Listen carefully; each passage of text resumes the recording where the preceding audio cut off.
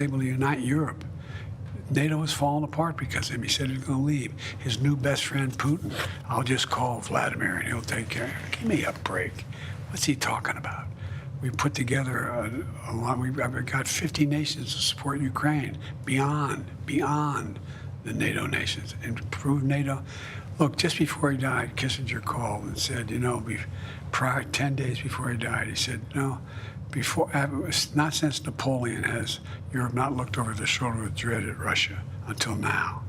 We've changed the dynamic in the world by uniting. We've expanded. NATO's stronger than it's ever been, ever. That was President Biden talking about his accomplishments overseas in Europe and in NATO with CBS News, his first sit-down interview since exiting the 2024 race. And with Vice President Kamala Harris now officially at the top of the Democratic ticket for president, Biden is now essentially a lame duck. The term refers to a politician who remains in power but will soon be replaced by a newly elected successor. Biden has less than 6 months left in his presidency, a short amount of time to address the remaining priorities on his agenda, which reportedly include strengthening the economy and lowering health care costs. Lindsay Chervinsky joins me now. She is a presidential historian and the executive director of the George Washington Presidential Library. So, Lindsay, we all want to know, realistically speaking, how much can Joe Biden, our president, achieve in the remainder of his term? Well, he's probably not going to pass any major legislation, but that's largely because I think Congress is mostly going to be campaigning and out of town.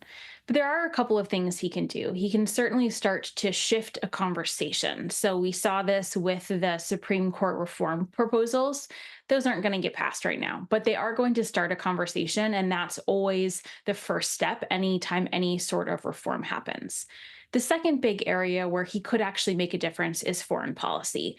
And we've seen this with a number of what we would think of as lame duck presidents. So Bill Clinton actually had more treaties ratified in the last 2 years in office than he did in his previous 6 years. Ronald Reagan signed a really important treaty with the Soviet Union. And Eisenhower made a number of really important trips around the world, which even if they don't produce something tangible, they can strengthen relationships and they can get the ball rolling on other really important movement.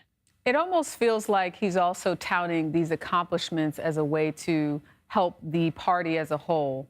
How much of what he is in terms of the season of his presidency is going to be about being a surrogate for Vice President Kamala Harris?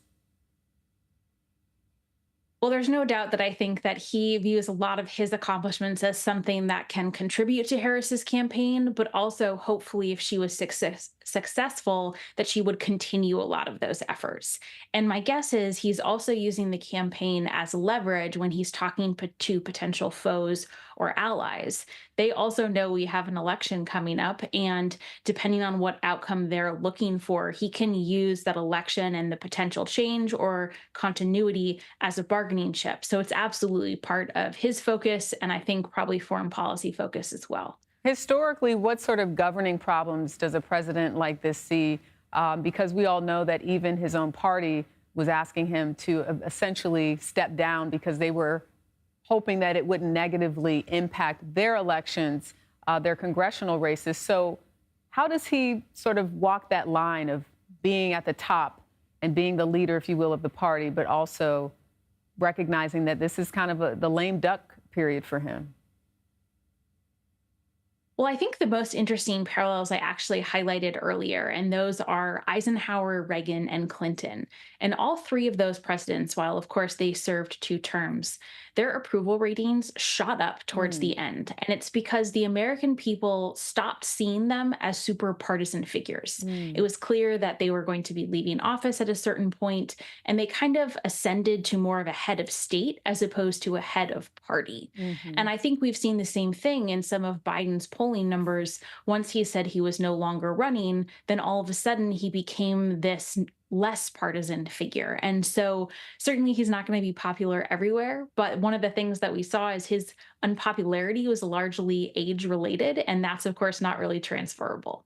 That's right. Well, Lindsay Chervinsky, we thank you for your time on this program. Thank you.